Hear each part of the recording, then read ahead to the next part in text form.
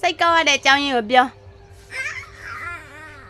စိတ်ကောက်ရတဲ့အကြောင်းရင်းတစ်ချက်လောက်ပြောပါဦးဘာကြောင့်နော်ဘာဖြစ်လို့လဲဘာဖြစ်လို့စိတ်ကောက်တာကိုပြောပါဦးကြောင်းရင်းရောဘာလို့ချင်လို့ပြောလက်ညှိုးထိုးပြဘာလို့ချင်လို့တော့စိတ်ကောက်ရတဲ့အကြောင်းရင်းကိုပြောလို့မကြည့်နဲ့လို့မကြည့်နဲ့လို့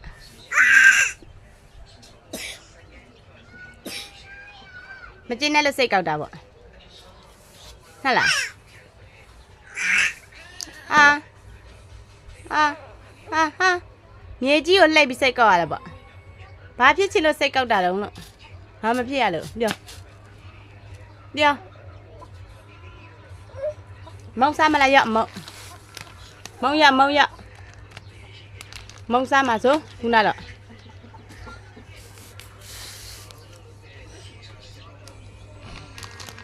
ပြေးသွားပြီလားစိတ်ကောက်မုံယူပြီးလဲကောက်အောင်မှာမုံယူပြီးလဲကောက်အောင်မှာ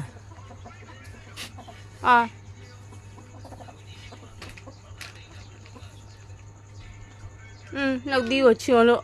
စိတ်ကောက်တဲ့အနေထား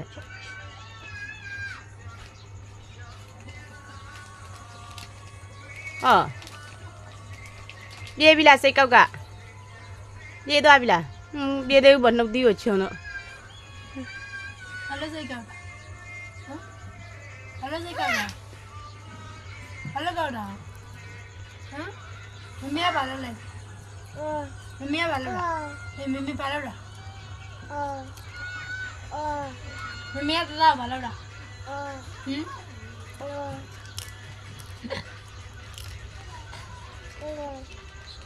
မမေလုပ်တာမမေလုပ်တာဖေဖေတို့တိုင်းတော့ထဖေဖေတို့ထမြေကြီးမှမအိပ်ရအောင်စိတ်ကောက်လည်းမြေကြီးမှမအိပ်ရအောင်ထ